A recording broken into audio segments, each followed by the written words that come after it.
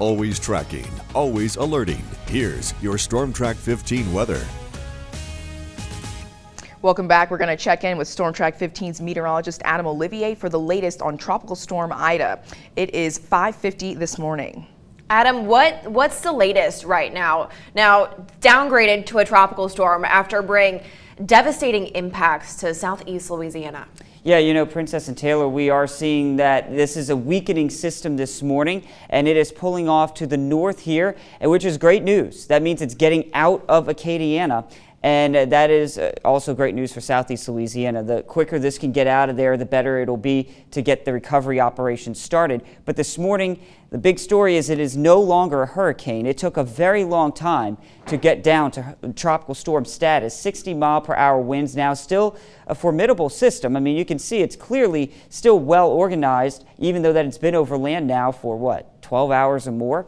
We're looking at a 990 millibar pressure here as this does continue to move up through Mississippi. But for us in Acadiana, we've been on the good side the entire time, and you can see that's extremely important in this case.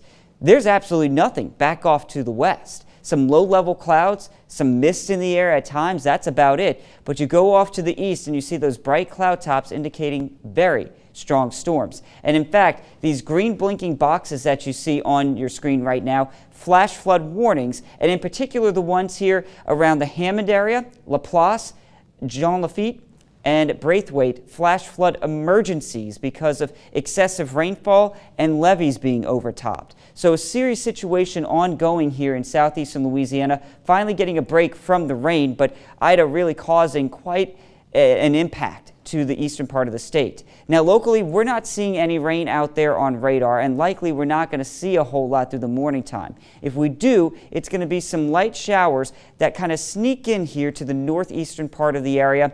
That would be Evangeline, St. Landry parishes, but really in all, we're not going to see a whole lot, and we really haven't seen a whole lot, and that's okay with us. Lafayette, 31-mile-per-hour wind gust as of last hour, so we're still seeing some of those strong winds around the area. New Iberia coming in with 29-mile-per-hour wind gust, and you can see that everyone's pretty much sustained over 15 miles an hour, so it's definitely a breezy day out there.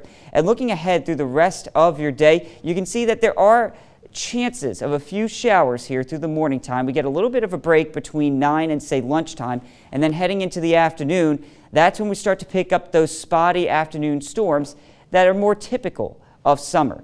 High temperatures today, generally in the upper 80s to lower 90s. Now, because the cloud cover hangs in tough here into Ville Platte, Opelousas, and Breaux Bridge, maybe as far south as Lafayette, that's why we're seeing the upper 80s. Closer to the coast, lower 90s.